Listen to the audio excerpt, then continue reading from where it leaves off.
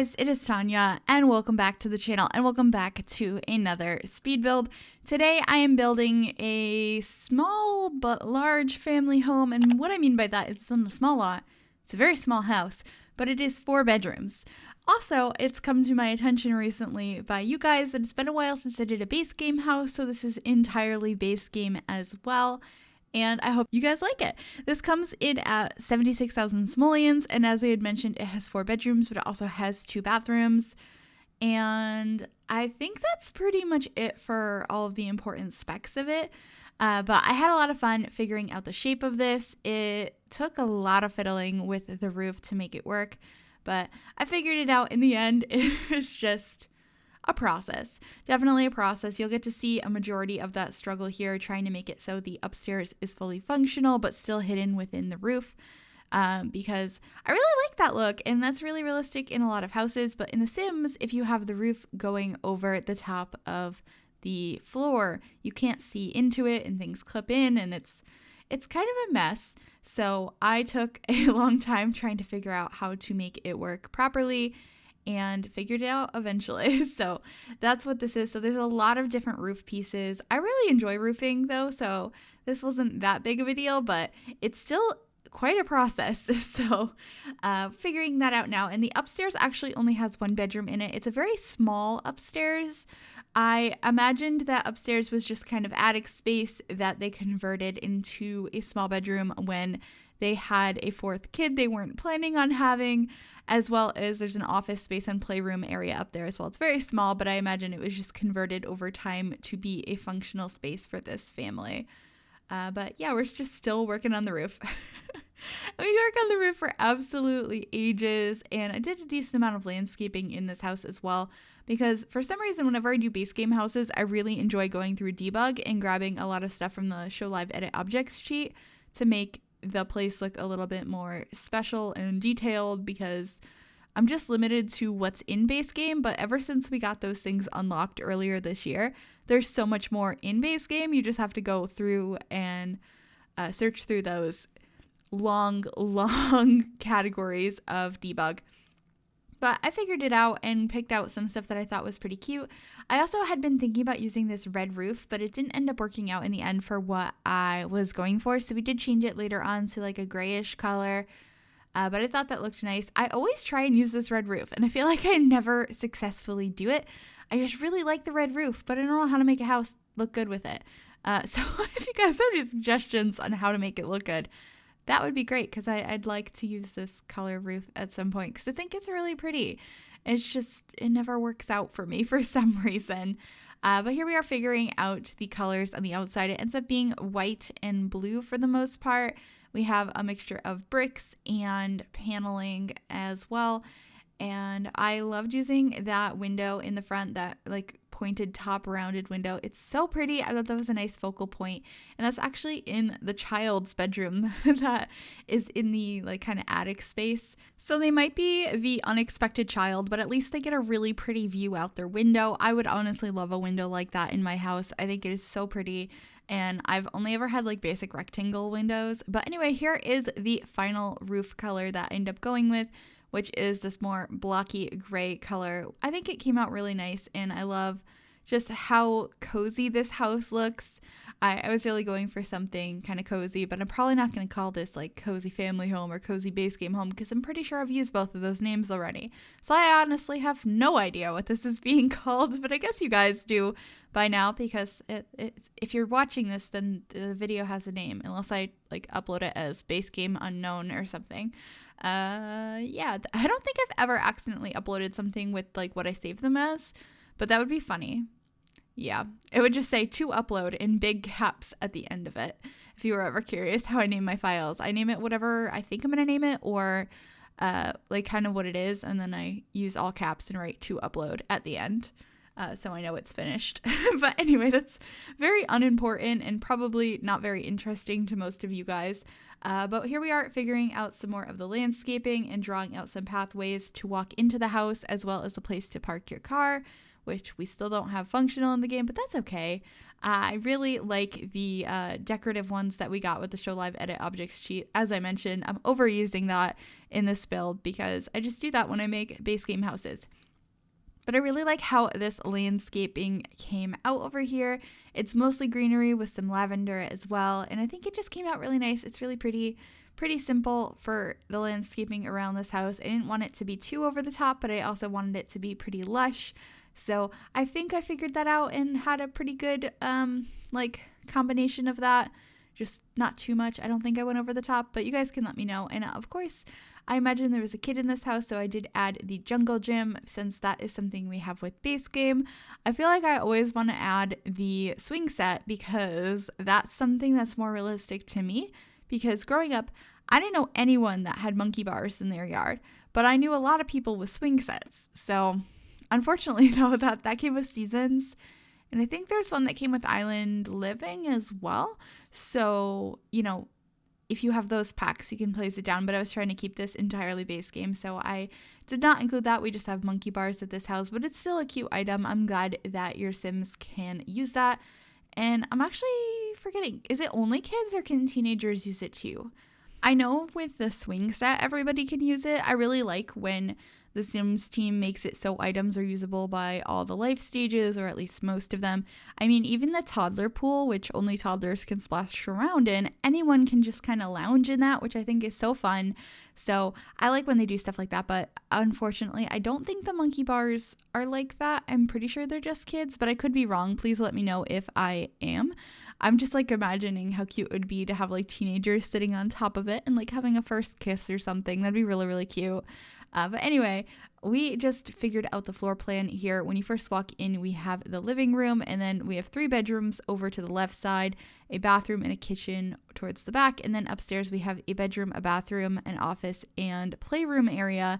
So very cramped floor plan, but I really, really like how it came out. I felt like it flew together. It flows pretty well. I don't know which tense to use for that, but I really like how that came out. And of course, I just placed random pieces of furniture in each room so I could remind myself of what I had planned for each room. I just find that easier in case I do pause and come back to it later and I'm not like, what are these rooms? So that's kind of why there's just random beds and stuff all around. I was just like, this is a bedroom, and so is that. But it looks like we came right back outside to add these little details to the roof and some more landscaping. I was all over the place with this build. I've been doing that a lot lately, where I start something and then I keep popping back outside, back inside. I can't make up my mind. But here we are in the kitchen, of course, using all base game, continuing that trend. I actually disabled all other packs, so I couldn't grab anything that wasn't base game anyway. And we used these white counters. And I did playtest this room because it ends up being really cramped in here, and your Sims can get in here and do what they need to just fine, which is great because I was a little bit worried about them being able to route through this kitchen, but it worked out in the end. And we have our little microwave over here, as well as some shelves of various clutter and some fruit over here as well. I wanted to keep the counter over in the corner next to the sink clear so your Sims could prep food on that, because your Sims can prep on a corner cabinet. They just can't prep on these half ones over here. So I figured I would decorate these ones, and then the corner one would stay empty so your Sims could always prepare any foods that they needed to prepare. And then we're picking out the tile. Of course, I had to use this one that we got in an update a couple months ago. I love it. It's my favorite base game tile. I need it to be in every house. Like, I need it in my life. It's so pretty. And then we're trying to figure out a table. We do use a fairly large table over here, and it has 4 seats at it. So that's probably not enough for all the Sims. And I realized earlier I messed up on talking about how many kids I imagine were in this house. I imagine there are 3 children. I imagine there is 1 or 2 parents, 2 bedrooms downstairs for kids, and 1 upstairs. So there's 5 Sims in this house unless there's only a single parent. So not everyone can sit at the table, but there was no way for me to fit chairs for 5 Sims in there. But I think I did pretty good considering that I was able to get 4. I thought that was pretty nice. But anyway, just adding a couple of decorations over here. I did add a little vase of flowers next to the sink, which I thought was pretty. And then in here, we're going to be using a lot of blue. So I ended up starting off with this wallpaper that's brown, but I decided to go for a white in the end. I thought the brown was just a little too much, and the outside of the house was just so like lightly colored, very white. So I thought bringing the brown inside other than the flooring was a little bit, too much and wrong for the style of this house. So we do change it to white a little bit later, but I do keep the blue furniture, I'm pretty sure, which I quite enjoy. We're kind of figuring it out right now, though. I switched it back and forth quite a few times, but pretty sure it comes back to the blue swatch in the end because I do love using blue a little bit too much in interiors. And then over here by the door, we have a little mirror, a coat rack, and a plant. There's too many plants in this house. I apologize. I do that every time I build a house, but especially in base game houses because there's not as many items in the game in base game, so there's not as many options for other decorations other than plants. But there is always an impressive amount to me. Whenever I do a base game house, I always think I'm going to feel super limited, and to an extent you feel limited, but it's not as bad as you would think because especially if you've been playing since the game came out in 2014, because it's been expanded on so much since then. And I'm not talking about expansion packs. I'm talking about like the base game, the updates, all of that. There's so many new things that have been added over the years. So while it's limiting compared to having all of the packs installed, there's definitely a lot of items in here that I do appreciate and got a lot of use out of. So anyway, we figured out the living room as you saw there. It's mostly white in there with that one yellow accent wall, and then this is the downstairs bathroom. It's the bigger of the two. The upstairs one only has a stand-up shower and it's much smaller than this room, but I made sure that they were functional, and I figured if you decided to play in this household with a toddler or with pets that you would have the bathtub that you needed in order to bathe them and take care of them. So I thought that was important. Otherwise I could have made it much smaller and just had a shower, which is always tempting because I like very small houses. But anyway, we are in the upstairs bathroom now. I decided to do that immediately afterwards, so it would be easier to just kind of go from one to the other using very similar items. And now we are on into the master bedroom. I kept this room pretty simple. We end up using this bed in this kind of like greenish swatch, and then we have some shelves above the bed and shelves on either side to use as bedside tables. I wanted to make sure that this bed was accessible from both sides, so you could have two Sims in here if you wanted. But of course, if you only had one and you'd like to shove it against a wall and have more space in here, that is an option as well. But I really like how this room came out. I feel like it's a little bit more modern than the rest of the rooms, but it's just the way it's decorated, the simple furniture. It's probably all decorated by IKEA. That's kind of the vibe I was going for with the bedrooms in this house. It was just like cheap. This is one or two parents that has 3 kids in this really small house, so they're furnishing it in the cheapest way they possibly can. Granted, if you have university, those items look more IKEA than some of the base game items do, but we're using base game here, but I love having stuff that looks like it's from IKEA in the game because it's really realistic. Not all of my furniture is from IKEA, but some of it is. My dresser in my bedroom is, and then my office desk is also from IKEA. And then I have some other stuff that's from other stores that is also built in the same way where you get it in pieces and you construct it on your own. So I think it's really realistic to have furniture in the game that looks a lot like that since it's such a prevalent thing in so many people's houses and lives. But here we are just figuring out what to hang above the bed. I did add these cabinets above the beds in all of the rooms. I thought it looked really cool. It added some extra storage. It made sense to me in such a small space to have additional storage options, so we did that. But I think this room is pretty much done other than the rug, and then we should be moving on into the other children's room or teenagers' room on this floor. These two rooms I kind of imagine could be teens or children, so that's definitely up to you if you're playing this, but I assume that if you're playing in this house, you're probably going to customize the rooms to whatever Sims you currently have anyway, so I guess it doesn't really matter.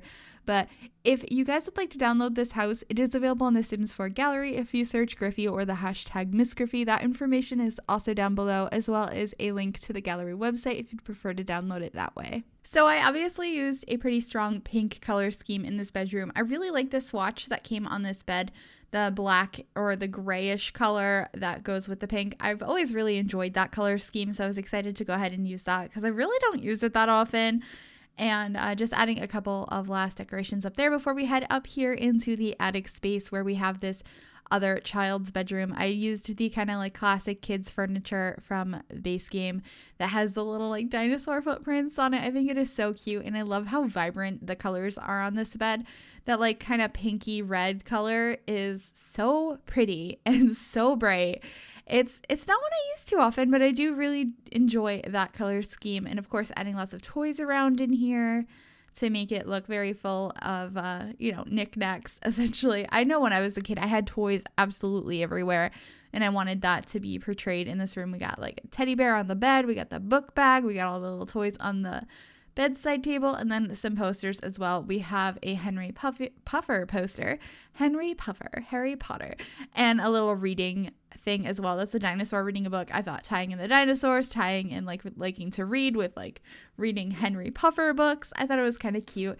And then we are into the hallway area where we're going to have this little spot that is an office nook for the computer in the house. And then over by the kids' room, there's also going to be like a playroom area of this upper hallway that I imagine that this kid uses, and maybe the kids downstairs, if they're kids and not teens, or whoever you want to use that space, can go and play toys so they're not all over the house. I mean, there's a toy box downstairs as well, but I wanted like a central spot for all the kids to be able to play.